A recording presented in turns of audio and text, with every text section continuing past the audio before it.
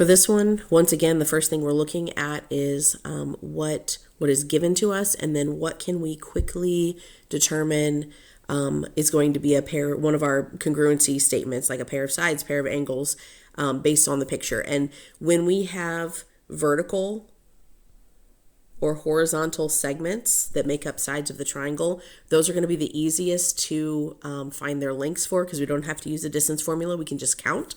So I would look for those first if possible. Okay, so here when it says what sides can we easily verify are congruent and why, now keep in mind that question, it's not going to be written like that on a quiz or a test, but this is just how we would want to think about it. So first we're looking for what can we do easily.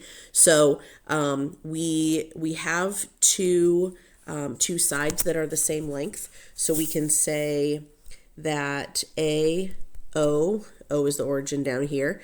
That's not a zero. Okay, AO is 1, 2, 3, 4. And CD is 1, 2, 3, 4. Okay, so I have that AO is congruent to CD already. So that's one congruency. And so then we also can use distance formula. Actually, we have a couple of options here, but we can use distance formula to find other segments. Now, technically this says B is the midpoint of AD. So because this is the middle of AD, I could just use definition to bisect, but let's go ahead and practice with the distance formula, because this probably would not be given. We would just be given the figure and asked to prove the triangles. So to show that these two segments are the same length, I'm doing the distance formula. Let's write the coordinates of B. Because B is the midpoint, I know it's going to be at 3. 3. Okay. So I'm going to do, I have this written for OB. Okay. It doesn't really matter which one. So we'll do OB. So OB is 1, sorry, let's do horizontal first. Our horizontal change 1, 2, 3. Our vertical change 1, 2, 3. So square root of 3 squared plus 3 squared, square root of 9 plus 9, which is 18. So that's 3 root 2. And then BC, once again, 1, 2, 3, and 1, 2, 3. So horizontal change squared plus vertical change squared is root 18, again, which is 3 root 2. And really, like, I could just stop at root 18 to say that those are the same thing. Okay, so I can find the coordinates of B and show that they're the same. Yes. Okay, we've got that. So now OB is congruent to BC. And then we do have some options. If we want to use side, side, side, then we can look at the third pair side. So I'm going to have to scroll up and down. So you'd be looking at yours. So I can use my conclusion about the definition of midpoint, which I think is kind of the way that that's written, is to say, well, AB is congruent to DB by definition of midpoint. But I can also, I think that's what this question is asking. So that would be AB.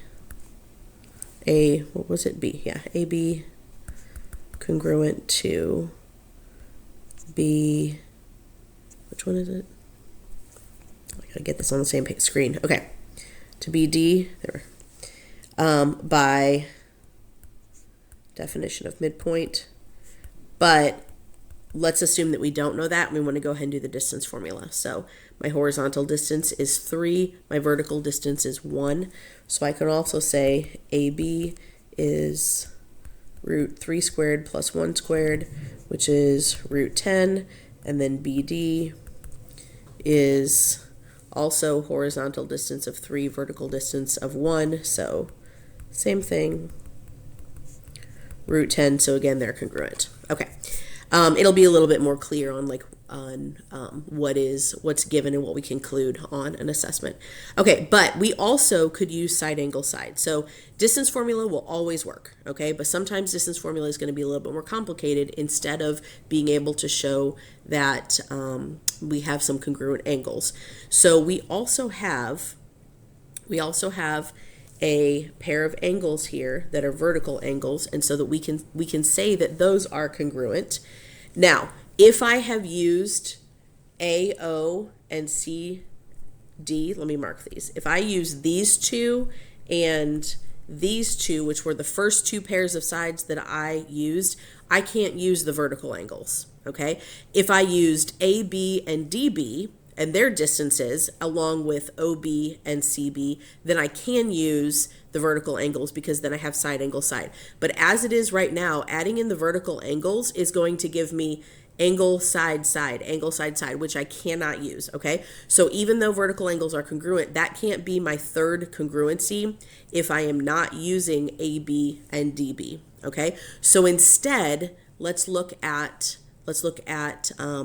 some other angle relationships, and hopefully what you notice is because both of these lines are vertical, the AO and the CD, we have parallel lines, okay? So we can say that AO is parallel to CD, and I'm going to say because both have undefined slope, and because they're parallel, then, so let me mark that, because they are parallel, then I have angles that I can conclude are congruent, because now I'm looking at parallel line, and this transversal, and so I can see now this angle is congruent to this angle because those are alternate interior. So now I can say angle AOB is congruent to angle DCB, okay? Because if parallel, then alternate interior angles are congruent. Okay, once again, you don't have to do both ways, okay? It just depends what you, if you want to say, I'm always going to do distance formula and not worry about any angles, that's fine. You just might have a little more computation to do. But keep in mind that parallel lines will give you angle pairs that are congruent, so you can use that as well. Okay, so then which theorem proves the two triangles are congruent? Depends which one we used. From here, it'd be side, side, side, and from here, it would be side, angle, side. Make sure you are stating that last thing where we say triangle I can't remember how it was listed. Let's see. OAB. Triangle OAB is congruent to triangle CDB by, and then one of these two, depending on which one we use, okay? Again, you don't have to do both on a quiz or a test or on your homework, but this is just showing you more examples of more information that we can get.